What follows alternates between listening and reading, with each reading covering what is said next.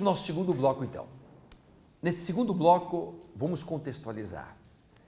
Por que os países do Cone Sul, sobretudo, entraram nesta guerra ideológica como o aparente? Mas você nunca deve ficar no aparente do aparente.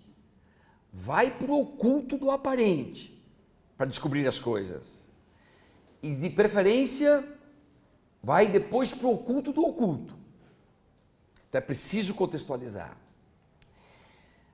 Essas guerras todas, essas ditaduras todas aconteceram em virtude de um messianismo político.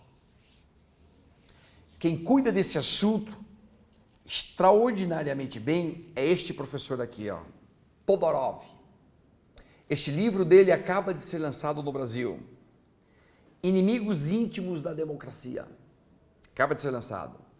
Eu assisti a uma palestra dele faz 15 dias. Até tirei uma foto com ele. Vocês podem ver no meu Facebook, eu do lado dele no restaurante, uma coincidência incrível, que eu assisti a palestra dele e fui para um restaurante. Daqui 20 minutos, ele chegando no restaurante. Falei, bom, agora tenho que tirar uma foto. E tiramos uma foto. Todorov é hoje um dos filósofos mais completos do planeta, mais respeitados. É um búlgaro e nacionalizado francês. Vive na França. E ele fala dos messianismos políticos. Então eu vou te sintetizar. Ele falou de 3, poderíamos falar de 4 messianismos políticos. Mas ele falou do messianismo político 1, da Revolução Francesa, liberdade, fraternidade, igualdade, tudo bonito, no papel e no discurso. Porque foi uma revolução violenta, terrorista e massacradora. Matou gente interna e, de repente, a Revolução Francesa, ela acredita ser o centro das decisões do mundo e o centro da liberdade e da civilização. E ela diz, se nós estamos fazendo o bem para nós, franceses, os civilizados, nosso bem também faz bem para todo mundo.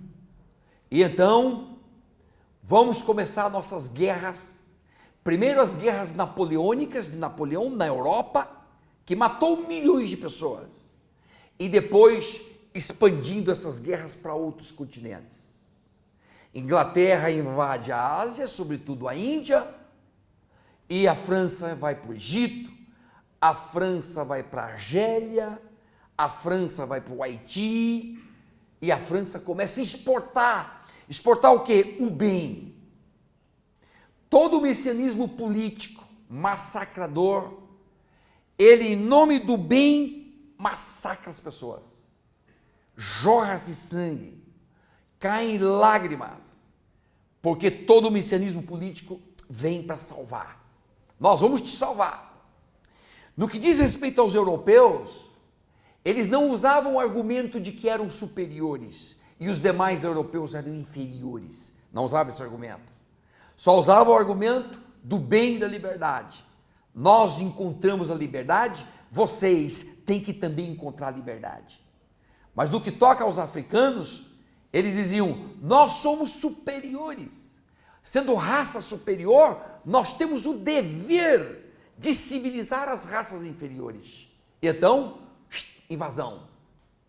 Aí nós temos guerras revolucionárias e depois nós temos as guerras colonialistas, porque estabeleceram-se várias colônias subordinadas, ora à Inglaterra, ora à França. Este é o messianismo político francês. Há em seguida, um segundo messianismo político que Todorov cuida, que é o messianismo comunista. Foi outro messianismo, veio para salvar a população da Terra. O messianismo político comunista nasce com o famoso manifesto de Marx e de Engels, 2 alemães que estavam fugidos e radicados na Inglaterra. E aí então lançam em 1848 o manifesto deles estabelecendo as regras do comunismo, e que se dizia o seguinte: o comunismo é para tratar todos iguais, a fonte de produção única do país é o Estado, tem que derrotar todo mundo, os burgueses têm que ser assassinados, e começam então a assassinar todos os burgueses e quem defendia a propriedade privada. Este messianismo salvador da população, inicialmente veio para salvar o proletariado, mas depois, a partir de 1917, com a Revolução Bolchevique na União Soviética, veio para salvar todo o país. E em seguida, tinha que salvar também o mundo inteiro. Então, o messianismo comunista, que matou milhões de pessoas, os dissidentes, quem discordava estava assassinado e estava morto.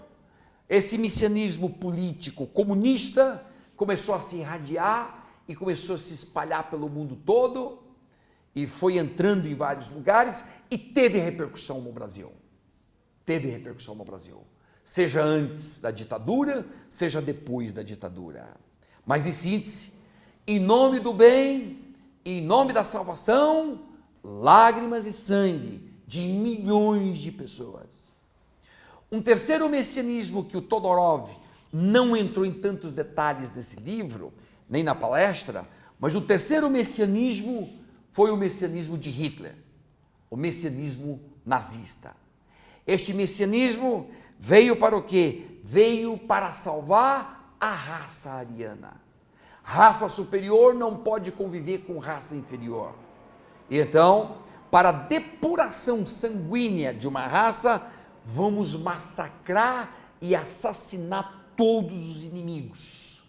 E aí um massacre brutal. Judeus, negros, prostitutas, ciganos, latino-americanos, mata todo mundo.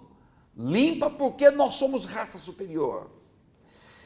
No fundo, Hitler e o nazismo trabalham com uma linha biológica ao extremo, mas não era uma linha biológica recente, já vinha essa linha biológica antes, dizendo que nós somos divididos em raças inferiores e superiores. Mas este foi um messianismo terrível que massacrou milhões de pessoas. Terminada a Segunda Guerra Mundial, o comunismo então derrota o nazismo, a União Soviética derrota a Alemanha, com a ajuda dos Estados Unidos, inclusive, também do Brasil, que estava a fazer parte da aliança vencedora, mas a partir deste instante, Estados Unidos se separam da Rússia, e a partir desse instante, nós temos dois modelos econômicos a ser seguidos no planeta Terra.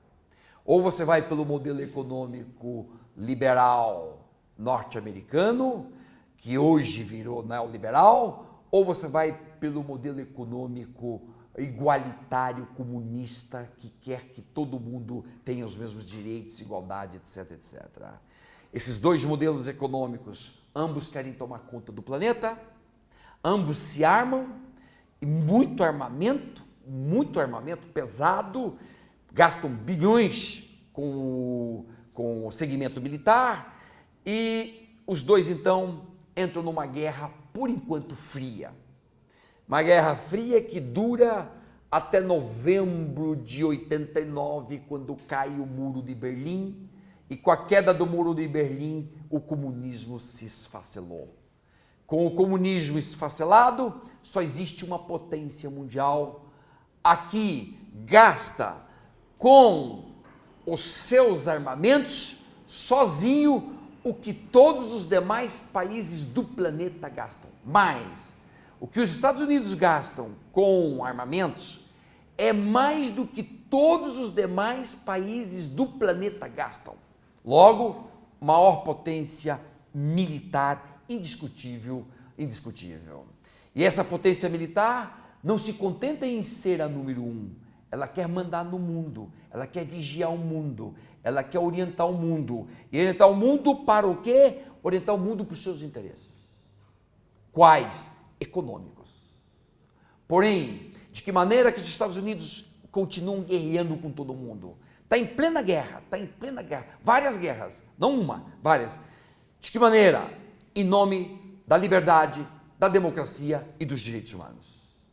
Todas as invasões americanas, seja de Kosovo, defesa de Kosovo, na Iugoslávia, seja depois invasão do Iraque, seja do Afeganistão, seja o mais recente na Líbia, via a OTAN, que é o regime militar europeu mandado pelos Estados Unidos, todas as guerras recentes dos Estados Unidos, liberdade, democracia e direitos humanos, e livre comércio, e mercado livre, e liberdade de empresas, e, no fundo, o que manda é a parte comercial. Eles querem mandar no mundo, porque se manda no mundo, paga tudo o que eles gastam com essa história toda do mundo militar.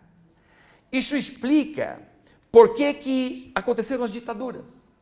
As ditaduras estão num contexto de Guerra Fria, Estados Unidos contra a Rússia, Rússia querendo colocar o comunismo e os Estados Unidos querendo colocar o capitalismo liberal.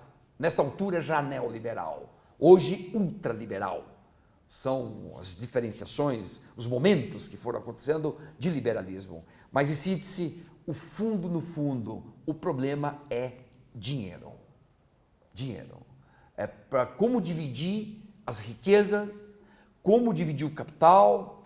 O povo participa ou não participa dessa história, desse bolo. O bolo econômico cresceu, mas só fica na mão de meia dúzia ou distribui? Para o comunismo tinha que distribuir. Para o capitalismo tem que ficar na mão de meia dúzia. E o restante, meu amigo, vira inimigo. Inimigo do capitalismo, inimigo da cidade, inimigo da vida urbana, inimigo da arquitetura, inimigo das cidades, e inimigo tem que ser tratado como inimigo. Ponto. Cadeia, extermínio, exploração, é o destino. Não há outro destino. Ou é o cemitério, ou é tortura corporal, ou é o destino de segregações, expulsões e viver debaixo de pontes. Esse é o regime hoje. Esse no fundo, é o valor defendido pelos americanos. Com o seu messianismo de para fazer o bem, vai invadindo tudo, massacrando tudo. Pega agora a Líbia. Líbia ainda está na nossa memória, recentíssimo Líbia. Para derrubar o Gaddafi. Como que vai derrubar? Bomba. Taca a bomba lá. Ou a bomba vai matar civil. Faz parte do jogo. Ah, mas vai matar mais de 10 mil civis. Faz parte do jogo. Paciência.